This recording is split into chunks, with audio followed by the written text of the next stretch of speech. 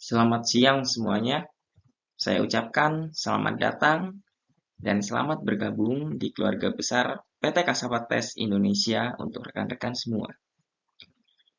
Pada kesempatan kali ini, tepatnya dalam acara pelatihan karyawan baru staf Departemen SDM PT Kasavates Indonesia, saya Ahmad Syaiful Haq, selaku Direktur Utama PT Kasavates Indonesia, hadir dengan sukacita atas permintaan manajer SDM kami, yaitu Ibu Melanie Diazahwa, dan saya juga diminta untuk memberikan materi yang nantinya akan menjadi salah satu bekal rekan-rekan sekalian dalam mempersiapkan diri bekerja di PT Kasavates Indonesia. Saya harap rekan-rekan semua kedepannya dapat memahami apa yang saya sampaikan dengan baik dalam pemaparan kali ini. Saya juga berharap dengan diadakannya kegiatan pelatihan ini akan menjadikan rekan-rekan semua menjadi semakin siap dan yakin dalam bekerja di PT Kasavates Indonesia. Lalu, dengan tidak berlama-lama lagi, materi yang akan saya sampaikan adalah mengenai prinsip 7C dalam berkomunikasi.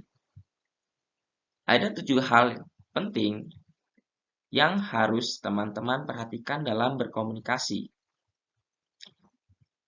7 prinsip ini harus rekan-rekan pahami, kuasai, dan praktikkan nantinya saat bekerja di PT Kasavates Indonesia. 7 hal yang harus rekan-rekan perhatikan ialah complete, conscious, considerate, concrete, clear, courteous, dan correct. 7 hal ini adalah yang akan menjadikan komunikasi yang rekan-rekan sampaikan atau komunikasi yang rekan-rekan lakukan berjalan dengan efektif. Efektif di sini adalah dalam arti bahwa tujuan dan hasil rekan-rekan dalam berkomunikasi dapat sejalan atau sejajar.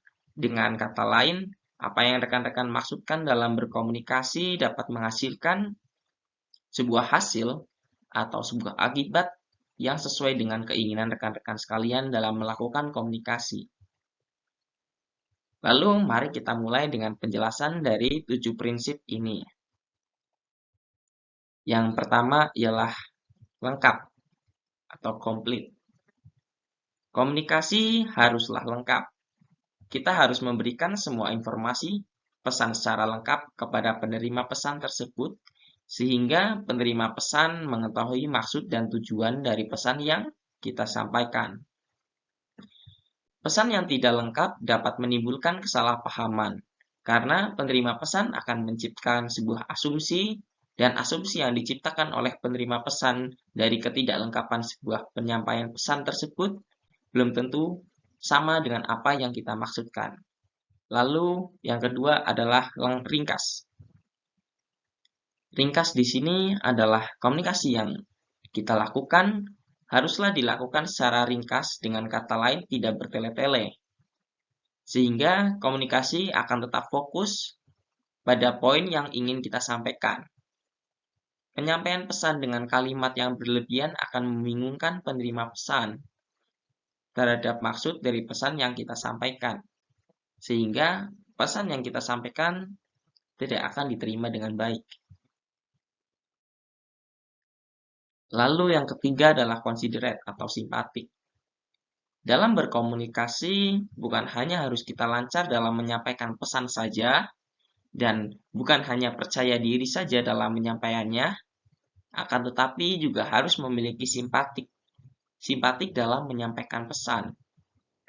Simpatik dalam menyampaikan pesan di sini adalah dalam arti kita harus dapat memahami mengenai siapa penerima pesan dari pesan yang ingin kita sampaikan.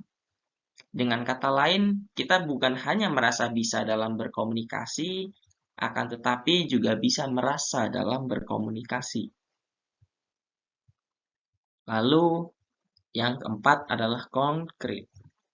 Pesan yang disampaikan harus konkret. Dengan demikian, penerima pesan dapat memahami dengan jelas pesan yang disampaikan tersebut secara keseluruhan dan fokus pada maksud dan tujuan yang ingin kita sampaikan. Konkret di sini biasanya didukung dengan fakta dan data sehingga tidak dapat disalah tafsirkan oleh penerima pesan. Yang kelima adalah jelas. Jelas di sini artinya adalah saat kita memberikan atau menuliskan suatu pesan kepada orang lain, dalam hal ini yang dimaksud adalah penerima pesan, pastikan pesan yang kita berikan tersebut memiliki sebuah tujuan yang jelas. Tujuan yang jelas di sini dimaksudkan adalah apa yang sebenarnya diinginkan dari pemberian pesan tersebut dapat ditangkap oleh penerima pesan dengan baik. Serta selain dari pemberian atau tujuan yang jelas di situ, kita juga harus menggunakan kalimat yang mudah dimengerti oleh penerima pesan, agar pesan dapat diterima dengan baik. Lalu, yang keenam adalah sopan. Komunikasi yang dilakukan dengan sopan, ramah, dan terbuka tanpa adanya unsur hinaan atau sindiran kepada yang bersangkutan atau kepada penerima pesan secara terselubung maupun terbuka, di dalamnya akan menimbulkan fokus dan keinginan dari penerima pesan untuk memahami isi pesan dan tujuan pesan yang kita sampaikan di situ. Pilihlah kata-kata yang positif dalam berkomunikasi, sehingga komunikasi dapat diterima oleh penerima pesan atau lawan bicara dengan penghargaan, di mana lawan bicara akan menghargai kita dengan asumsi karena kita menghargai lawan bicara, maka lawan bicara akan balik menghargai kita. Lalu yang ketujuh atau yang terakhir adalah correct atau benar.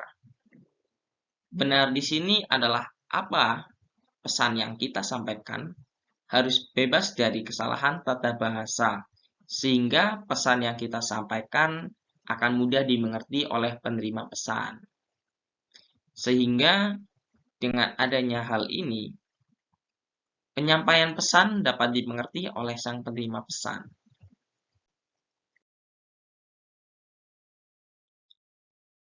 Baik, dan itulah 7 hal yang harus rekan-rekan perhatikan dalam berkomunikasi agar komunikasi dapat berjalan dengan efektif seperti yang kita inginkan.